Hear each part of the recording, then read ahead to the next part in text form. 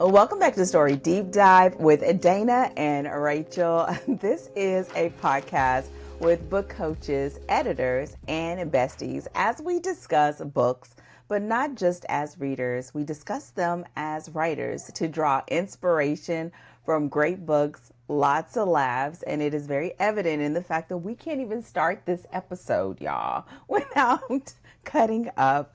So welcome back to our podcast, and we are in the first episode of the year, and our pick for this month is Mistborn by Brandon Sanderson, which is Rachel's jam.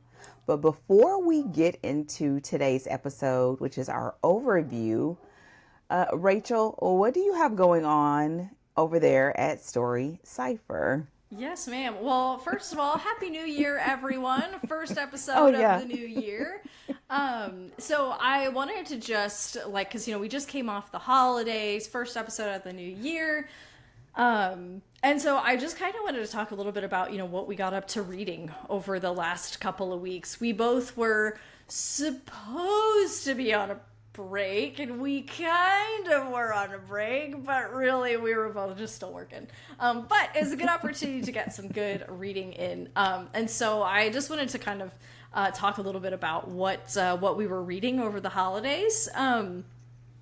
So for me, I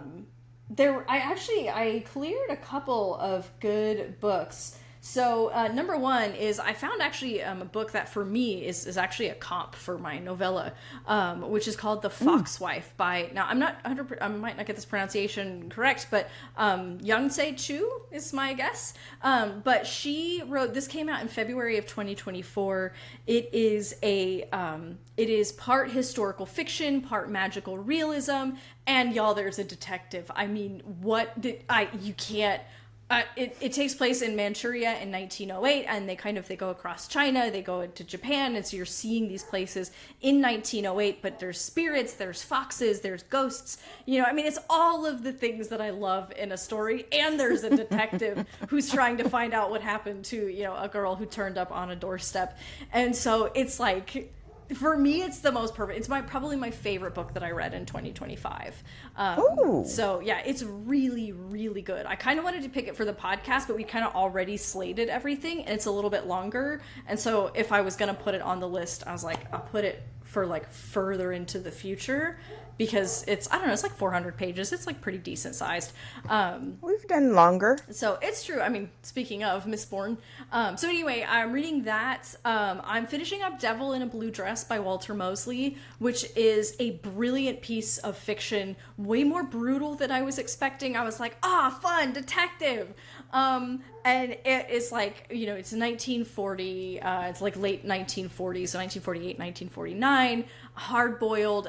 Walter Mosley has a tremendous understanding of noir as a genre, but he's writing the story from, it's a hard-boiled detective, which is something that we see in the 40s and 50s, but our hard-boiled detective is a black man, and so the kind of experience, right, that we get the hard-boiled detective experience, but through the lens of taking all of those tropes and what do those tropes look like when your protagonist is a black man, and it looks of course radically different in a lot of ways. And so it's really I was expecting a more of a mystery, and I'm like, a detective. It is, oh man, it is brutal. So I've been finished up that one, and then there was one other. I started the next book in the Hierarchy series, so that just came out this year by James Islington. It's the second, so The Will of the Many was the first book, and this one is The Strength of the Few. And then lastly, I read Lucy Score's Story of My Life as well. So those were kind of my holiday reads. What about you, Dana? What you reading over there? What's on your list of books to read? Girl, first of all, my reading list was not like yours. I was maybe I've been chillaxing a little too much. So I started the Lucy Score book, The Story of Our Life. I have not finished that. I'm reading that right now. So I'm just it's, I'm reading it. Yeah. I read Fourth Wing, and girl, I'm gonna call this woman Rebecca Yarros. I was about to call her, which is good, because that's the right thing to call her, Rebecca Yarros. I don't know why I want to keep calling her Jessica.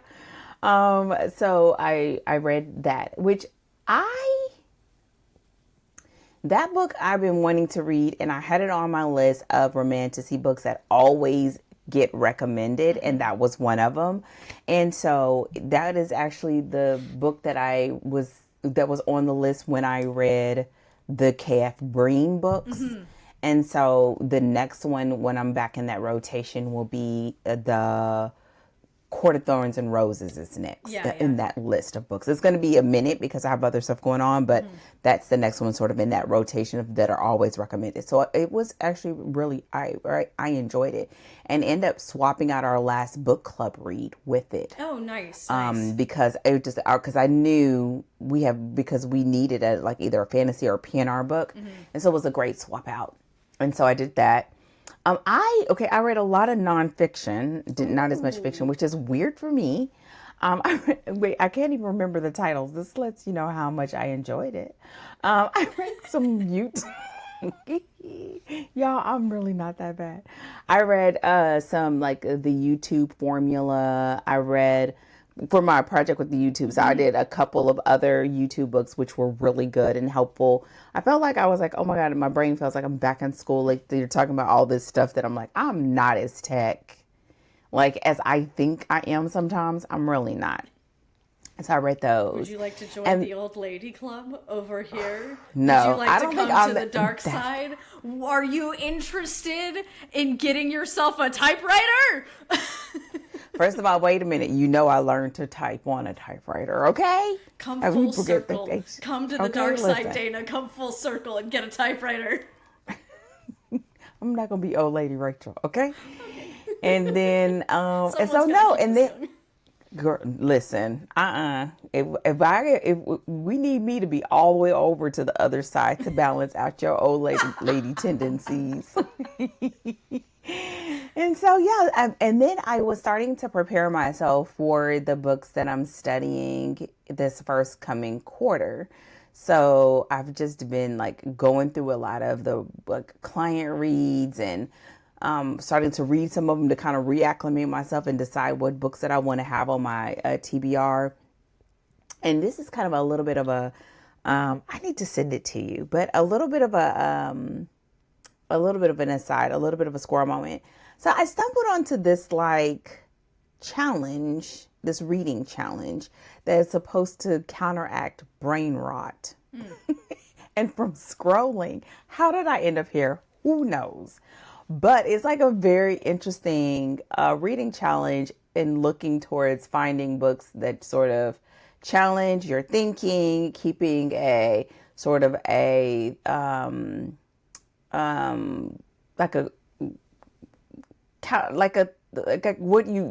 keeping your like analytical part of like what did you like, didn't like, writing it physically again versus doing it digitally. I'm gonna send it to you and see what you think. I thought it was a very interesting, even though I was like my whole list would still be romance books.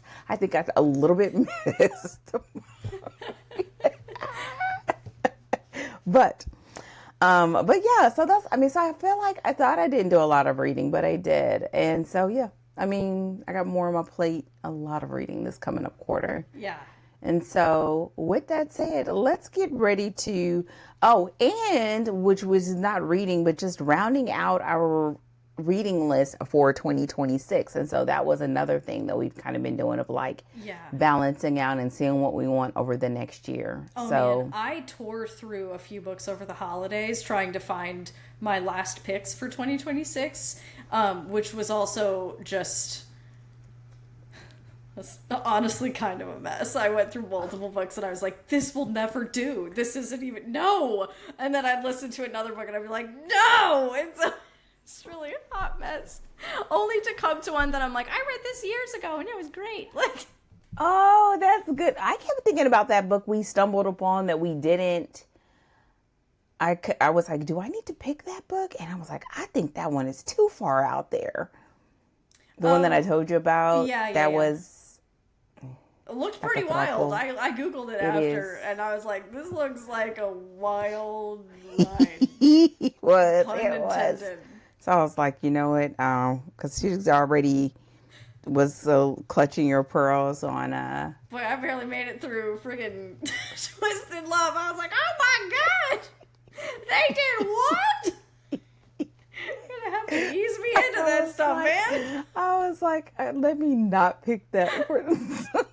Thank you. Maybe 2027, Rachel, will be able to handle it. I'm not making any promises because, oh boy. Because that one is a book. It's a book of bears. So with that said, so yeah, like getting ready and reading, and I'll finish up that Lucy score. And honestly, we'll be moving into, at the time of us recording this, moving into my reading list for 2026. So, which should be very interesting, as I have a book club, I have our reading list, and then I have my reading list. Oof. A lot of reading coming up. That's probably why for the holidays you were like, what if I slowed down for just a half a second before I have to speed up? No, I let myself enjoy the books that I read really slow, which was like, oh. That's got to be nice, because you got to move fast throughout the year. So being able to like actually take in a book and be like, ooh, and just enjoy it, that's something special. Mm-hmm. Yeah, especially when I'm traveling, because it's harder, because you do start, stop. It's not like the same like when I'm at home, because I can do it while I'm crafting and stuff like that. So I can get long like periods of time where I can just do it. So yeah, definitely. So with that said, y'all, we are about to get into our first pick for 2026, which is a Rachel pick. We always go hard to start off the year. It's just what we do. Now. Last year it was Night House. This year it's Mistborn. So buckle up, everybody. Next time I need to pick the January pick. Mm-hmm. But this if I pick the January pick, it also means that I get the October pick, which is like I want the Halloween pick. I want the spooky season pick. We're gonna let me one time. I don't even know what I would pick, so I'm just saying this to be a pain. So we're doing Mistborn, which is Rachel's pick and also Rachel's jam. This is one of the books and we will talk about that more in this overview. But before we get into that, Rachel, go ahead and hit us with the summary before we dive in to our overview of Mistborn. You got it. So, Vin is a Ska working on a thieving crew, just trying to survive. Just like every Ska, under the heavy hand of the Lord Ruler, God and Emperor over Luthadel. But when she gets recruited by Kelsier for a job, she discovers that her luck is way more than just luck. And Kelsier isn't just trying to rob the Lord Ruler, he's trying to kill him. This high-stakes job could change everything for Vin and Ska everywhere. If Kelsier and his crew of specialists can overcome Steel Inquisitors, noble spies, and teach Vin how to be a Mistborn and how to wear a dress. That dress. Ta-da! And scene. So, Rachel, as we go into this discussion, what are some of the things that you want us to sort of highlight as we go into the overview of Mistborn? I'm going to add this caveat, and I believe we pretty much did it in all the episodes, which is we cannot obviously cover everything or even a good chunk of what is in this book. So we did our absolute best to sort of pull out the things that sort of rose to the top and that could be applicable across any book that you're writing, like to take into some considerations, but that we really find that he does well in this story. And so that's the caveat. But with that said, what are the things that you'd like for us to sort of take a stab at in this overview? Yeah, so, one of the things, just to kind of like add on to that caveat as well, is we do talk a little bit about the magic system. In the next episode, we're going to talk a little bit about hard and soft magic, particularly because how the plot functions to help unveil the magic system, and how the magic system, you sort of like take the time to let it trickle down and look at the impacts of, if this is how the world works, what does that mean? So we talk about it some, but not in the way that, like, we don't have a single in-depth discussion about the magic system, more about how the magic system functions as a part of the plot. and how the plot is sort of used to unveil the magic system. So we're saying that here because if we go through all 3 episodes and you're like, hey, you didn't talk about the magic system, it's like, nope, there literally wasn't enough time because of how much there was to talk about with the plot and characters and internal arc and all. There was so much to talk about. This was like, they're just like, we didn't even find a spot for it. So that's kind of adding on to your caveat of like, this is one of those topics that we really didn't get to cover that much. But I will say that this is, if you are writing science fiction, fantasy, or historical fiction, where you have to do a lot of world building, where you have to catch your reader up on a lot of, orient them to a world that they're not already familiar with. This is a masterclass in how to handle that, how to do it well, how to incorporate it with the plot, how to pace the world building that you do, and the tools that you can use to do it. Because sometimes we opt for an info dump simply because we don't think, oh my gosh, I could just as easily sort of show this world building aspect and never have to explain it because the audience witnesses it in action. And so this is one that I use to teach world building, and how to sort of use the plot to unveil the world building, but also how to sort of pace out that information at a scene to scene level, and how we sort of pair action in the story, and then we get a little bit of explanation, and then action and explanation. So this book is really, really fantastic for that. And it's also the book I use to teach the 4-act structure, because it is just an absolute masterclass in plotting. So that's one of those sort of like overarching like introductory remarks that I could say about this is masterclass in plotting. I use it to teach the 4-act structure. I use it with clients a lot who are, working on these larger scale plots that tend to be sort of action oriented stories. But it's also really, really good for world building at that scene to scene level. I also want to talk a little bit about this idea that, it's a fantasy heist, but it's also a rebellion plot, and the way that those two play together to actually create something quite innovative. And we also want to talk about the fact that it's a first book in a trilogy, because that's a huge point. And also, if you are someone who is writing a first book in a trilogy, like, your eyes and ears should like perk up and like, oh, this is for me, because this is a great example of a first book in a trilogy. So what are some of the things that you want to just kind of cover in the overview to sort of like prime everybody for the conversation we'll have over the next 3 weeks? I think you're going to cover a lot of it, and I'm just going to sort of piggyback on it. The only thing that I had still on my list is the fact that we will discuss, and we'll bring it up again, just the fact that we really are locking in on the journey of Ben's journey, which is our protagonist here, and the fact that you have an ensemble cast. And we really kind of had a really in-depth discussion when it comes to in the characters, but we also see how that informed the plot and how Brandon Sanderson uses this cast to not just move the story forward, but also to assist and aid in Vin's sort of transformation throughout the story. So that was the other thing that I had, other than us sort of covering those elements that you talked about. So let's go ahead and maybe we can just kind of come back to the magic system and world building towards the end, so that we can talk a little bit like into the meatier things first, starting off with the 4-act structure. We both love teaching the 4-act structure. I do find that it's so interesting to have the fact that the structure is the same, but where you sort of latch onto and the focus when you're talking about whether it's a mystery or an action story versus like romance, where it's pretty more a little bit more regimented, is interesting. But it's still, those same core areas are really a great place to sort of anchor your story and knowing where you're going to go even before you sort of get into the nitty gritties of plotting. And so I'd love to hear how you sort of anchor us when it comes to Mistborn and when you're working with your clients, looking through the lens of that 4-act structure. Yeah, so the way that I really like to sort of approach it, there's like a couple of specific things. So obviously, if many of my clients come to me, they've already read it, so we can start having a discussion of it. If they haven't, I have them read it sort of in between our sessions, and I also, so that we can come back together and discuss the book.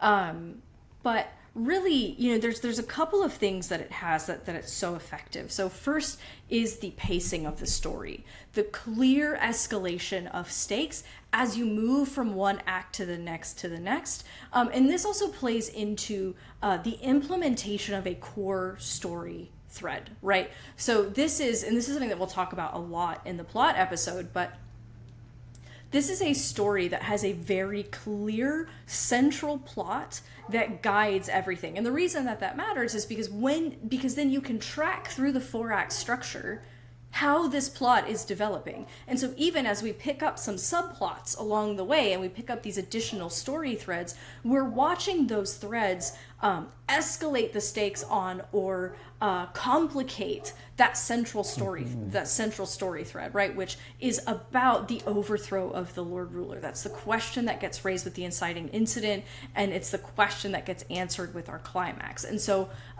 that's really useful to kind of anchor your discussion of the 4-act structure, because then you can actually track, like, what are we following over the course of the 4-act structure? And that even, trickles down to the scene level then, because it means that every scene is contributing to that core plot. So we always feel like we're making progress, and you're able to actually track that across the 4-act structure. And so just when you're looking at this story, and I get a chance to talk about it a little bit again in takeaways, but you're looking at what the individual acts feel like, because you can feel the clear distinction when we're in Act 1 and when we're in what Act 2 feels like versus Act 3 and Act 4, and how we maintain pace. And the way that central story thread allows us to maintain pace while we're escalating the stakes as we go through the story. And what's great is, when you're looking at when you're looking at a story with life and death stakes, you can kind of fall into one of two potential pitfalls, where either you start and you're like, okay, it's got to be super low stakes at the beginning because I know I have to escalate them. And I don't want to, if I start too high, I know I have to go up from there. And so we try to it's very and nobody gets hurt, and it's all very it's kind of like we're bumping around, biding our time till we get to the second act when we can start to ratchet, up the stakes a little bit. Or we start with a whole lot of bam, bang, boom, boom, explosions, crazy death and limbs and blah. And then we have nowhere to go because we're like, you did all the things. We did it all within the first act, and now it's all downhill from here. And this is such a great example of a story with very clear life and death stakes, and seeing how those still manage to escalate over the story. We have deaths in the first act of the story. How he handles those deaths and how he handles the threat to life in the first act is setting us up for the kind of story we're going to experience, and making promises to us that he delivers on again and again and again throughout the story in escalating fashion across the acts. And it's such a great example of, again, especially because a lot of my fantasy writers, historical fiction as well for that matter, are kind of in the action genre, where they're dealing with stories with life and death stakes. This one is such an amazing example of how to set the reader up for the kinds of conflicts that they're going to see and the kind of story that this is, and then continue to deliver on those in an escalating way. So just from a 4-act structure and overarching plotting perspective, this book is a work of art. Well, one of the things too that first of all, a lot of my stories are not life or death, right? Like if you're when I'm doing romantic suspense, it's usually something there, but it's not, it kind of escalates to that point. And so one of the things that I truly appreciate is when you see the story in that first act and it tips off to the level of the potential harm that could be there. Here it is life or death, or the stakes. And we see it on both of those primary levels, of the individual level with Vin, when she's interacting with her original crew, and also with when it comes to the world and what to expect and what's going on when it comes to the sky and the noble. And you see that immediately. And I don't have a word for this, and I really should, because I think it's so helpful, because it really is a tip off to the reader of where this thing is going. Yep. And when you're able to do that soon, it helps to alleviate a lot of shock later, especially when you find that your protagonist is in the middle of a situation where, oh, wait a minute, this is getting rough. And I love the fact that it's here, but it also gives us an opportunity to say, like, here is the ground level. And if you're already like, oh, wait a minute, hold on, don't do that. If you're already talking and the author is doing it right, you know it's going to escalate from there. So to be able to pull back and look at, how it's sort of leveling up with each one of those acts, and how the sort of that core promise of what's coming is just the ground level, then it really is helpful for you to see whether you've done a great job of that across the story. Right. So I love that. And it's helpful for you to begin to troubleshoot. Yeah. If you are a person that has issues with Act 2 and Act 3, because usually that's part of that issue. Yeah. I think this also bleeds really well into the discussion of the heist. And in my notes, I put like what you call Brando style, like the fact that this is a heist and it's used, or that it has a heist setup, and it's used to not just give us an indicator of what that external plot is, but it's also used in how he utilizes his supporting cast and how he helps to sort of integrate Vin into this team that was already somewhat, if you will, functioning, and sort of incorporating her, and for her to get the support that she needs to change over the course of the story. Yeah. So the way that I think about this story, now Brandon Sanderson himself calls it a fantasy heist. I am not going to listen. Brandon could tell me that blue is green, and I'd be like, yeah, he's right. I would say, is it teal? Is it teal, Brandon? Is it? Dana has fewer fears about her heroes than I do, and I'm like, okay, Brandon, it's green. Whatever you say. Oh yeah, sure. The way that I think about this is sort of a heist flavored rebellion plot. And I think about it this way because he does use the heist setup as a way to frame the story. But the core of the story promise being made is we're going to overthrow the Lord Ruler. And so our inciting incident is Kelsier recruits Vin for a job to overthrow the Lord Ruler. So the question that gets raised is, will they succeed in overthrowing the Lord Ruler? And the answer to that at the climax is whether or not they succeed. But this is where I think the brilliance is of it. Is like that core plot is really like a rebellion plot at its core. It's like classic rebellion, overthrow the dictator, right? But what he does then is he flavors it with the stuff that he loves and that is awesome about heists.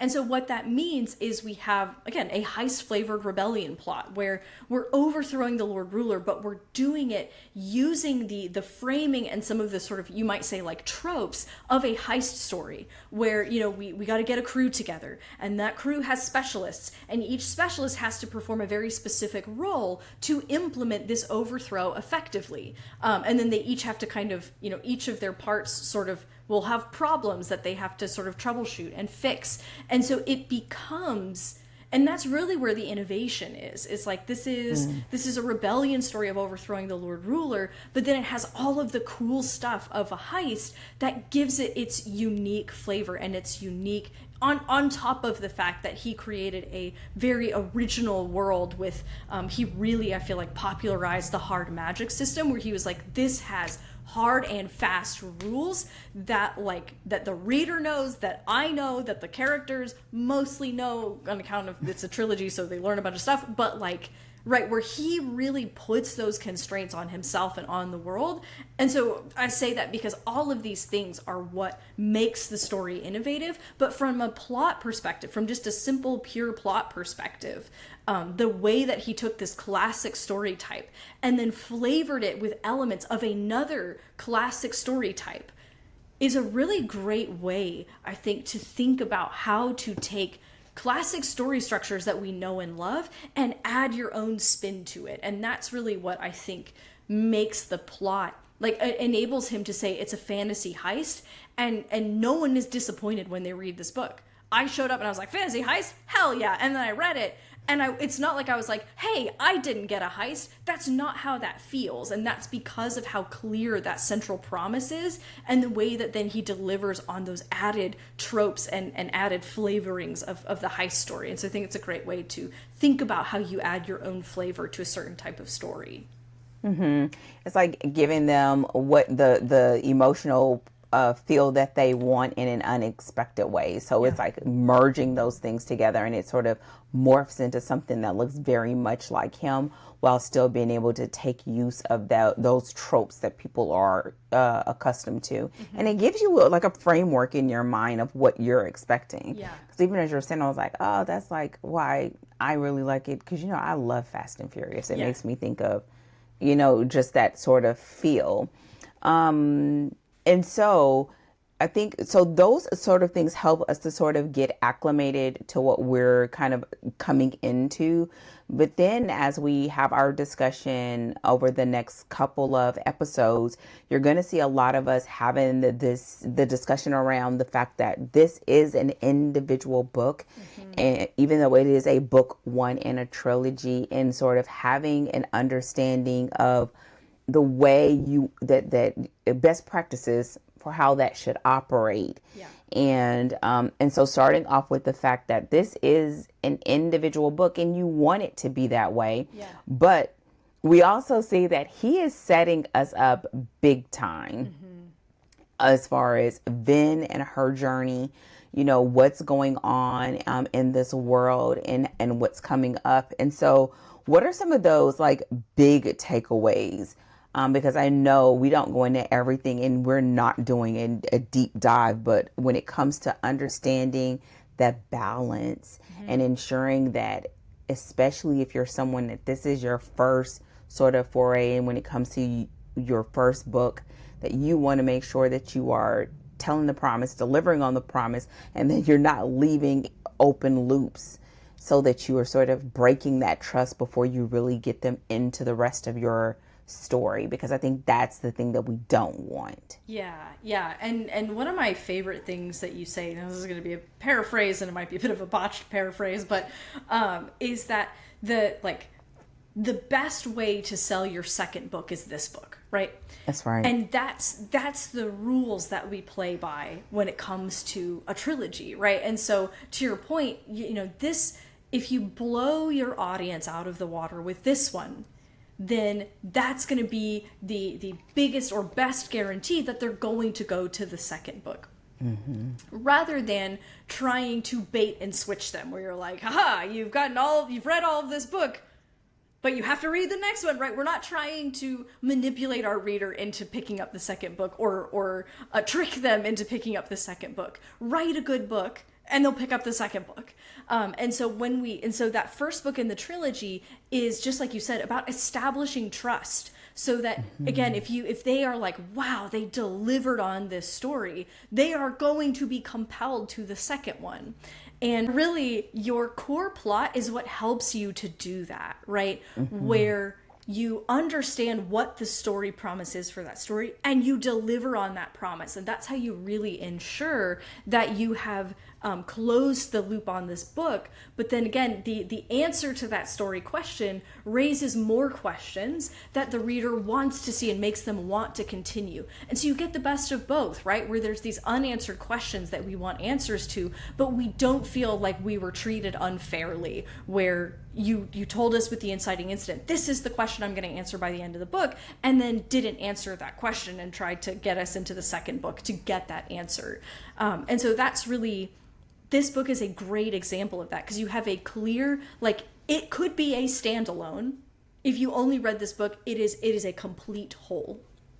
We have a full external arc and we have a full internal arc. And so if you sort of stopped after Mistborn, you have a complete story in your mind. You're like, right? You got kind of a whole thing. It's better if you read the next two, but but it can stand on its own. And that's really what you're looking for in that first book in a trilogy. And again, that's why your core plot is so important, because it helps you establish what is the question that I'm promising I'm going to answer in this book, and then answering that question so that you know that you've delivered on what is, sort of essentially a standalone, as your first book in the trilogy. And then you can build in your second and third book. And we talk about, a trilogy. In a trilogy, your first book is basically Act 1, and your second book is Act 2, and your third book is Act 3.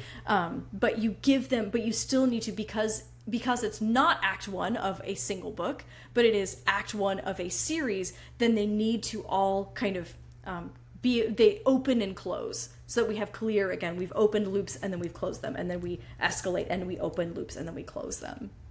And it's not like we go into this in depth, but I would say, like, especially if you're looking at this for that reason, really beginning to ask yourself, like, what part does this serve when it comes to the book one, and what part does this serve when it comes to the trilogy, and making that sort of just a natural rhythm so that you can begin to see how those threads sort of add up, because it does, but it's like you're dancing. Yeah. You've got two different people doing the same dance. And so I think it's important. The other thing too, that I think that it's helpful to do, is because it helps you to get an understanding and a perspective of where you want your protagonist to go. And we do talk about this in the character, because Ben's gonna have a different type of journey when we get to the end of book 3, but that doesn't mean that you want to wait to serve it. Like I always tell my clients, like, don't save all your good stuff to the end. You should be giving me good stuff, trusting that you got more good stuff to come, right? And so we still need to be totally committed and invested in her journey in this book, so that we want to read the next book. Yeah. And so that's something else that is just, it's important. And it's whether you're doing a standalone or a trilogy or even a series. But here it's so important because she's the perspective that we are experiencing throughout this story and also throughout this trilogy. And so it's so helpful. And this leads us to kind of considering, if you will, the ensemble cast. This has an amazing ensemble cast, but it is a big cast, and you really can see how it could have been even more, but it's a large cast.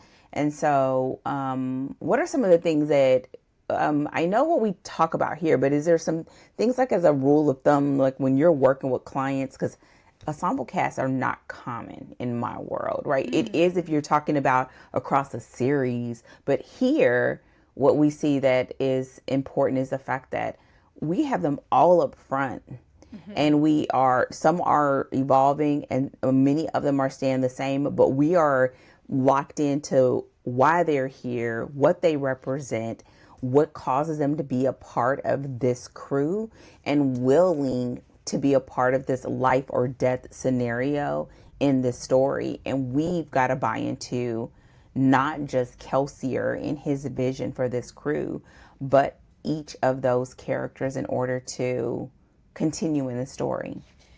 Yeah, so when you're dealing with an ensemble cast, because I would say those are fairly common in fantasy, where you have, pretty they are casts. Yeah.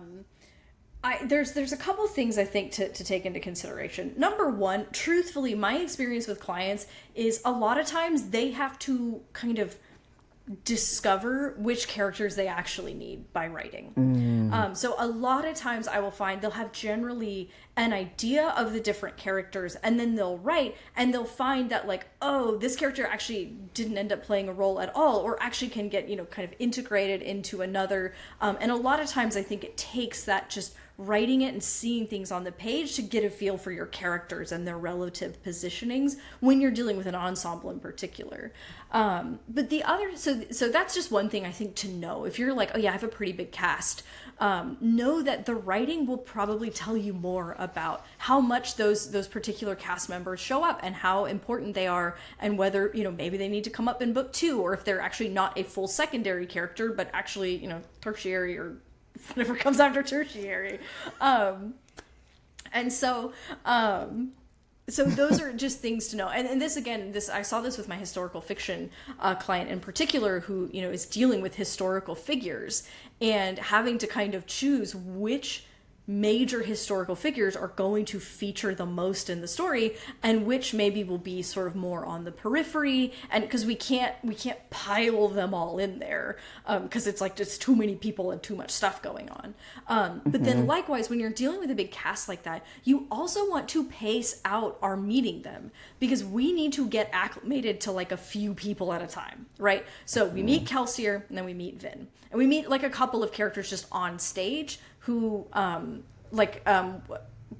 many of them won't show up a whole lot in those first couple of chapters. So then we meet Doxson. We're like, okay, we've Kelsier and Doxson. We kind of understand who they are. We see them in a scene together, and we're like, okay, check. And then we meet Breeze and Ham. And so, but you'll notice how the way that we meet characters is spread over the course of many, many chapters, and we kind of like trickle them in, and then it's like, oh yeah, also this weird guy is Spook.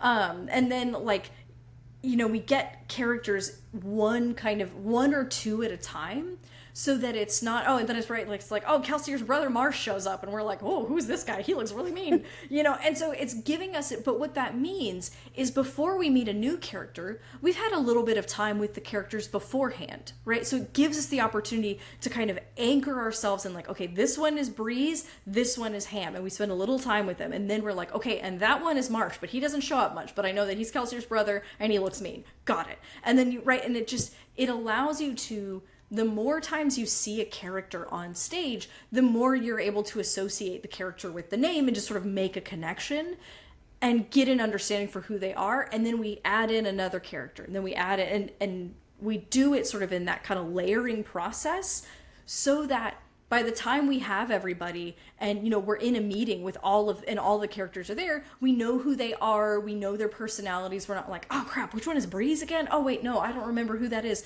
Because we've spent enough time with them, and it's sort of, we've been eased into this cast, and that really helps you to keep, to manage that cast and manage the reader's experience of the cast, right? Because we want them to get to know our characters and be excited to spend time with them, and not just be totally like overwhelmed and awash with names, and then constantly being like, wait, no, who is that? Wait, no, hang on, that, and you know, they're like flipping back and forth and constantly sort of like in a frenzy trying to keep up with your characters.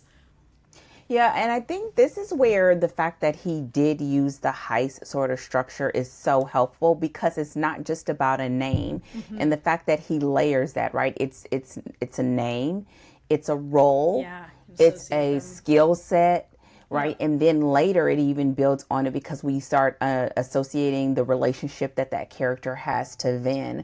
So you just get deeper and deeper, and so they become very distinct. And I think that's the thing. So to have a cast that's this size and is still very distinct is extremely helpful. And I think, again, like, it's done really well.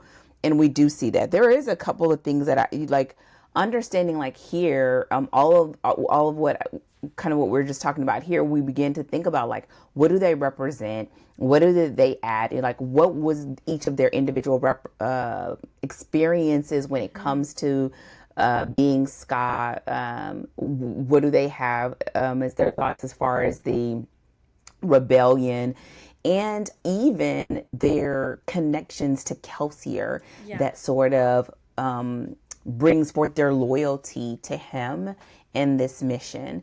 And so it's sort of like the way that I always am doing, like when I'm working with clients and they're building a series, or in our, like a lot of, whether it's found family or blood family, is really starting to look at like, how do they balance each other? What do they bring to the table that other characters don't?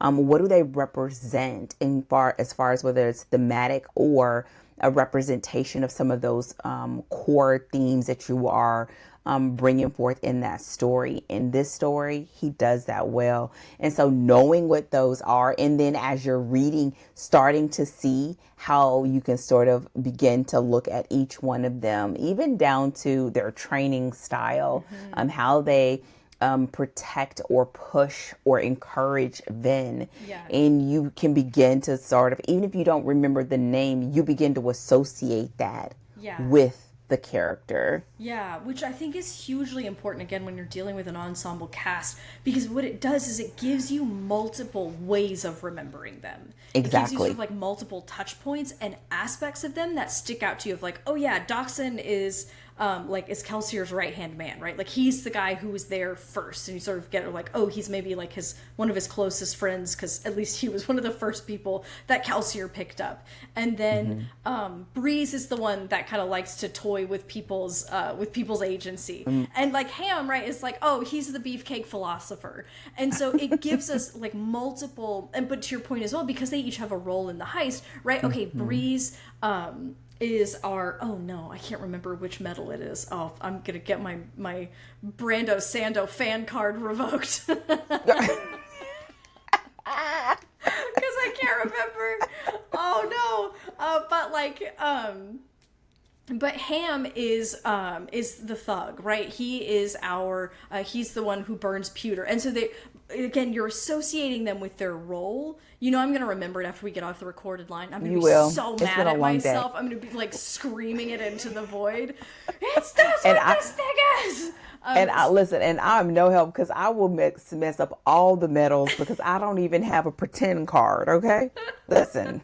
But anyway, just to your point that like when you have a cast like that, getting multiple facet and multiple ways that a reader can experience them and remember them and like associate them with something helps keep them straight and allows you to kind of like keep anchored in the story and not get lost.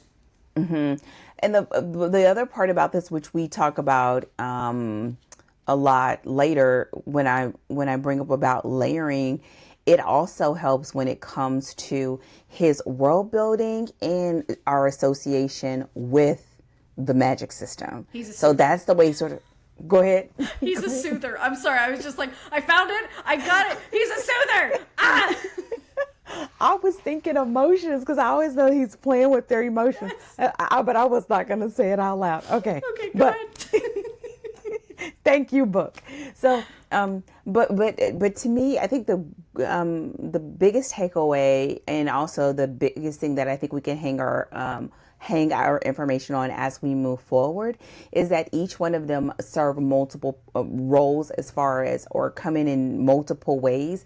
And we know that about each one of the characters, whether it's, their skill set, what they contribute to the team, their teaching style. And it also teaches us about that particular element in that magic system, since then we find out is very unique in her application and ability when it comes to the magic without us giving away a lot. And so it's like he takes each one of them and it's like a power pack punch. Yeah. And I really like that. And I mean, I know I probably experienced that before, but yeah. Okay. So with that said, I think now before we move into like any sort of like big carryaways towards the end, are there any other aspects that you want us to be able to consider? Because I want to say this, like, y'all, I'm telling y'all I'm running shotgun with Rachel on this, but I want to say, like, as someone who's read this book several times, not as much as Rachel, I think it was my third read, but you don't get all of this 1, 2, or 3. There were some things that I got this time that I was like, oh, like I feel so much better about Kelsier's relationship with Vin. And oh my gosh, says it. I didn't pay as much attention to him before and I should have. And there were certain scenes that really rose to the top for me. And so I would say if you find that as you read this book that this is not just your jam, but something that you want to use as either a comp or to be able to walk through the process of looking at a trilogy, be prepared to read this several times. Yes. If you really want to get all of the goodness, because it's not going to come to you the first time. And even if you did try to force yourself to do it, I think you would get so much more if you read it a couple of times and then you go back. Yeah. And then begin to sort of digest what you are experiencing as you move through. Yeah, for sure. Same rules apply. Everything that we say about any book is like, if there's a book you want to study, if you haven't read this book before, just enjoy the ride. This is a fantastic book. It's well plotted, great cast. Like, it's just a great experience. So, like, don't get ahead of yourself trying to be like, oh, I gotta, I'm trying to like pick apart all this stuff. Like, just enjoy it. You will be happier for it. And honestly, it's going to be harder to try to pull it apart when you don't know where it's going, especially because we've worked so hard to avoid spoilers. So anyway, so the same rules apply, right? It's like, okay, just enjoy it the first time as a reader and get the experience, because then you can go back when you have an experience. You can say, what caused me to have this experience? Why did I feel this way? And you look more closely at the book on that second read, that third read, that fourth read. Again, especially if you're looking to use it as a comp of some kind. Then you can really start to pick it apart, but pick it apart more meaningfully because you have the whole in mind, and you will see the story in layers because the story is full of layers as you kind of like peel back one, and then on another read you're like, oh, I didn't catch that, and then another, and it, so reading multiple times over, honestly, for Dana and I both, for any book that we study, that's standard practice. We like read it the first time and we're like, ooh, this hit something, this is good, and then we take the time and we go back and we read it again, and then we read it again. Like, this is, so join the club is all I'm saying, is like we always are doing this, reading books multiple times over. One quick, go ahead. And if you haven't really thought about it in this way, you may want to go back to our bonus episode in December when we talked about comps. Yeah, was that December or November? That was the very end of November. So right at the end of the Twisted Love series, that fifth Sunday. And you can find it, by the way. So on YouTube, all of our books are organized into playlists now. And I have a separate playlist for all of our bonus episodes where we talk about ultra specific content. You can find it in the bonus episodes playlist, and it's all about comps. Awesome. Okay, go ahead and go to your next point. I just was like, oh, that's when we talked about comps, but go ahead. It's a little bit funny because I have to actually backtrack to one of the points you were making, and it was about the different characters and their specialties and how they teach us about the magic. Something that's super important about that I kind of want to highlight is the fact that Vin doesn't train with a specialist until like later. So the great thing is he doesn't use these specialists to explain to us how a certain aspect of the magic works, like for the first time. Instead, Kelsier kind of gives her like an overview of like, all right, here's the basics. And we're like, our heads are spinning, but we're like, okay. And then we see him start to train her. And so then we start to see how they work in action. And then we build up that understanding little by little throughout the story. And then by the time she's training with Breeze, now we're getting a deeper understanding of how it works, because we already have kind of acquired the surface understanding of like, okay, here's how the metals that push and pull on emotions, here's how they work.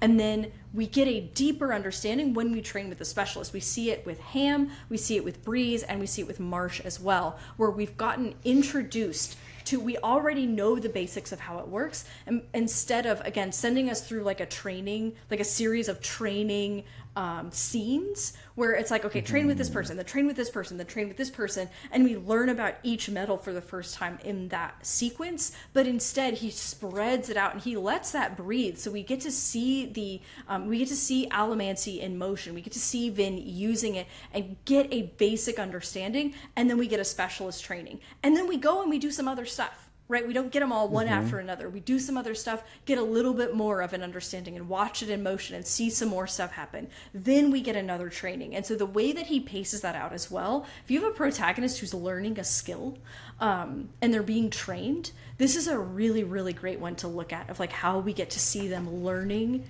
like actively learning and actively doing stuff in the story, because we don't have the benefit of visual medium where we get to do a training montage. We don't have that. which means you are using word real estate to demonstrate the training, but it also has to be interesting. And we don't necessarily just want to sit down and be like, now here's all the things. It's not like in a movie, we'll tolerate a certain amount of it. But in books, right, we don't want scenes that are just for explaining a thing. And so you have to really curate that training very intentionally so that it's still moving the story forward. And we're still learning about the magic at the same time. And so your scenes, when you're world building, you really have to multitask. And then also you're looking to spread those scenes out, because we don't just want a dump of training, like scene after scene after scene, or one super long scene. And so you really have to be, if you're doing a story like that where you have a protagonist who's training or learning a skill, you really need to be cognizant of that, because we don't want to see a bunch of the same type of scene back to back to back, or a big ol' info dump, or like, again, one long training sequence. So just be mindful of that. And Brandon Sanderson does it really well in Mistborn, to help us understand the magic a little bit at a time and see it in motion. So I highly recommend this one for that particular skill as well. Yeah, and it's really where you see him balancing her individual journey versus the overall external journey, right? Mm-hmm. Because what he's doing is sort of sandwiching it between what's going on when it comes to the crew's mission, and he's pulling her into those moments. So it sort of just felt like an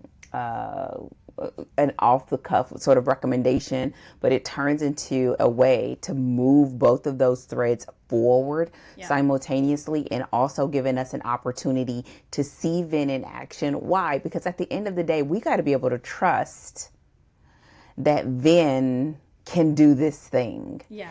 And that's what's happening the entire time, right? Yeah. Because we see her using it originally as luck, and then evolving into who she is as a Mistborn. Sure.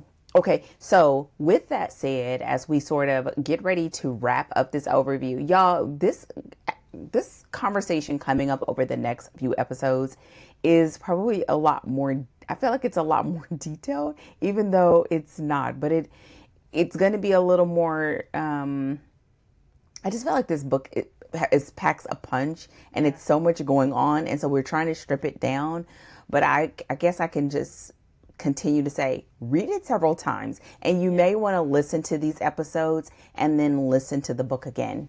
Yeah. Because I think it's going to help you to see a little bit different, because what we're doing is almost shifting your lens a little bit of like, this is what we're experiencing while we're enjoying this story. Yeah. But are there any other things that sort of rise to the top that we want to make sure that we want to call out? I have one while I let you think, because I'm putting you on the spot, I know.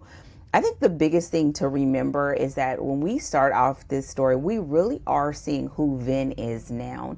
And who Vin is now, it is the lens that she experiences everything. And I think that happens in every single story that you will read, it, or at least it should be when you're talking about Act 1. But here, I love how he does it through her eyes, because she is such an observer. She would prefer to sit and watch. And so what we're doing is getting how she's processing what she sees. And so we're getting the difference between who she is now against who she can become. Yeah. And Kelsier sort of casts that vision early, and she's like, wait, what? And he's basically informing her of how powerful she really has the ability to become. And she already has the raw, like, DNA aspect of it, even if she doesn't know how to use it. And so understanding that every time she encounters another obstacle and challenge, it's that rub between who she is now and who she can be. And every time, whether she's encountering the crew, whether she's encountering a challenge, whether she's encountering herself, as she aims to be able to yield her abilities, it's that sort of rub for her, and it makes a lot of the other aspects a lot clearer as she's trying to figure out like who I am, what can I do, do I really want to be a part of this mission and this team, and not purely from a standpoint of survival, but as in being an actual contributor to this experience. And so it's a great journey. Are there any others that you want to point out as we get ready to close this episode? Honestly, I just want to echo something that you've said over several of the coming episodes, is to remember that, so we're looking at, genuinely, I consider a masterwork, right? A masterwork of plotting and integration of internal and external and cast and world building. I mean, this book really does everything and does it well. And to realize that creating a work like this takes time.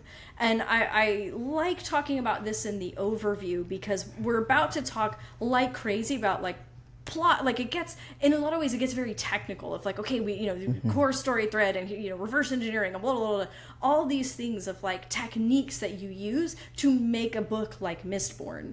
But realizing that before you go into this, first of all, remember that the book you read was not Brandon Sanderson's first, or second, or third, or fourth at least draft.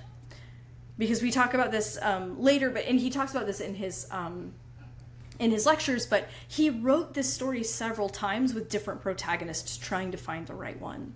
And so I know that he did at least 4 drafts. And so understanding that, and we'll talk about this throughout the episodes as well, is depending on how your process is oriented, whether it's oriented very heavily toward planning, or if you have to do, if you do discovery drafting or any of those things, give yourself, know that a story like this takes time.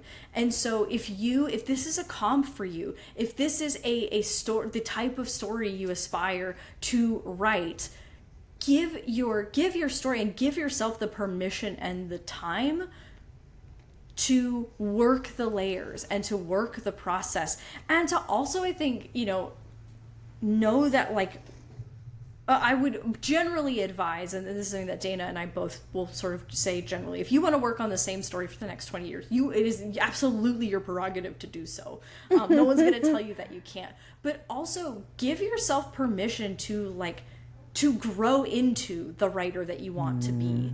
Because I think that we put a lot of pressure on ourselves to be Brandon Sanderson out the gate. But guess what? Brandon Sanderson wasn't even Brandon Sanderson out the gate. Again, and these are, I pulled this stuff because I've been through his lectures, but he wrote, I think, 14 complete novels that he wrote all the way through and submitted to publishers, and was rejected before he was published for the first time. And again, I'm not saying you have to do that either, but the point being that, the reason he was able to write a book like Mistborn is because of all the experience that he had built over the course of his writing journey. And so don't ask yourself to be Brandon Sanderson out the gate, and certainly don't ask yourself to be Brandon Sanderson if you're still writing your first draft, okay? Remember that this isn't his first draft, it's his final draft that has been with editors, proofreaders, it's seen line editing, it's had all of the work done on it. Because this is a huge book and it's a huge undertaking, and so it's just, rather than getting demoralized over oh man, that's not, I'm not Brandon Sanderson, I'm not writing Mistborn, letting it, seeing the opportunity of the skills we have the opportunity to practice, and the kinds of stories we have the opportunity to learn how to tell, and giving yourself that space.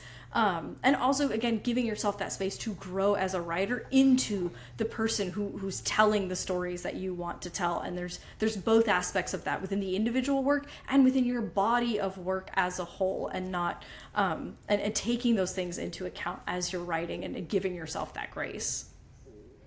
Yeah, and I think this is why, and this will be the last thing, unless you have anything else come up, I think this is why, for me, why I think giving yourself permission to write and publish, write and publish, write and push play, because what you're going to find is that every book, every project, you're getting a little more comfortable with who you are as a storyteller. And it may be that you have your own version of a Mistborn, stewing in your back of your mind, right? That's stewing in the pit of your gut. And what you're allowing yourself to do is get closer and closer to the writer that has the chops to pull that off. Yeah.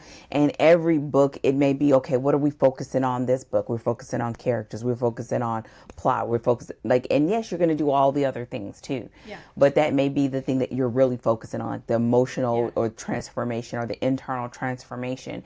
And then when you stand back and you're ready to sort of dive in and you're like, okay, I'm ready to work on this trilogy and start really committing to creating and writing this trilogy, you now are equipped with a toolbox of tools that can support you, because this thing is going to require a new thing of you that you've never done before. And that's okay too.